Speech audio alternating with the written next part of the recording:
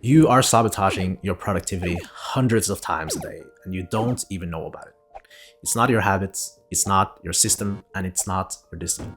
It's something so subtle, you probably never even thought about it. And after working with over 50 professionals on productivity, I noticed almost all of them had the same invisible problem. And once I showed them what it was, everything got easier. So in this video, I will show you exactly what's been holding you back and a simple 3-step process to remove it. And I also made a free PDF with the exact steps and AI prompt we'll be using in this video, which you can get for free in the link below. Picture this. Imagine you're sitting at your desk trying to get work done, and right behind you, there is a manager breathing down your neck. Every few seconds, he tells you, that is not good enough. You should have started earlier. Why are you so slow? Why can't you figure this out faster? It should be easy. How productive do you think you would be? And what do you think you would end up doing to that manager? You'll be highly unproductive and you tell that manager to get the out or even end up punching the manager, right? No one wants to work for a toxic, micromanaging manager like that.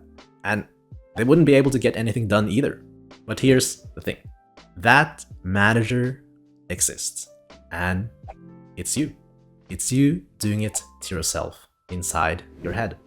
I always knew about this concept of self-talk, but I was completely oblivious to how much I was actually doing it to myself and how much it was killing my productivity. The way I finally saw it was through a simple exercise.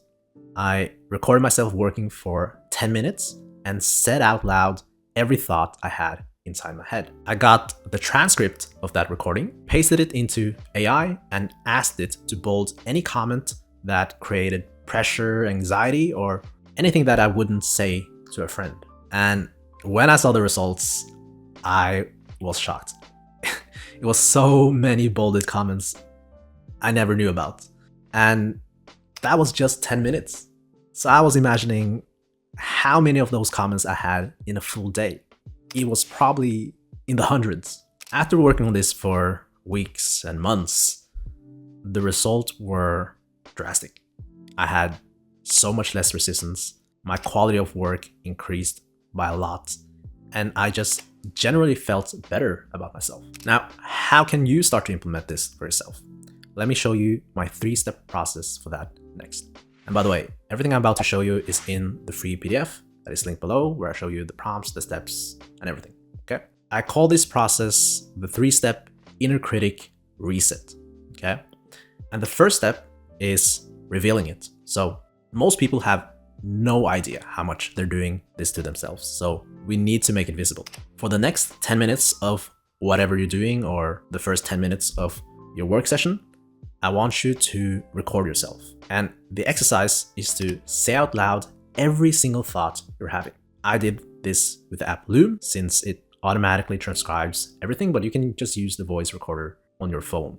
After that, you want to paste this transcript into AI and ask it to bold any comments that subtly create pressure or anxiety, or really any comments that you probably wouldn't say to a coworker or a friend. Then, when you get back the results, you can finally see what's happening inside your head. And that's step 1, revealing what is happening underneath. The next step is to become more aware of it during your day, even when you're not recording. Every time your inner critic says something like, "You're so bad, you shouldn't do this," just notice it. Just think, oh, there it is again. That's it. You'll notice that this simple awareness will relieve a lot of pressure and resistance alone. The last step is to change your relationship with it. And here is where most people go wrong. When they become aware of the voice, they try to fight it and they get angry with it and frustrated with themselves and try to push the voice away. But that actually makes things worse. What you persist, resist. An alternative for you is to understand that this inner voice isn't actually your enemy. It actually cares for you, right? It wants to protect you. It wants you to succeed. But it's just the way it's going about it that is bad, right? It's just doing it like a toxic, micromanaging manager. But its intention is good. Here is what I recommend instead of fighting it. Welcome the thoughts. Understand that it has good intention, but you don't need to believe it. And set your boundary. So in practice, it would look something like this, right? You'll hear your inner voice and you can respond with, "Thank you for trying to help me, but please don't talk to me like that again." And then let it go and get back to whatever you were doing. The more I did this, the quieter that inner voice got.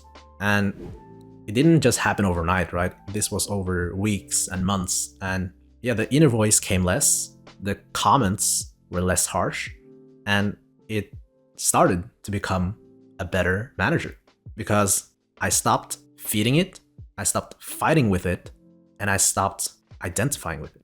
So that's the process. Reveal it, notice it, and change your relationship with it. That's how you start to remove this invisible resistance that's been holding you back for so long.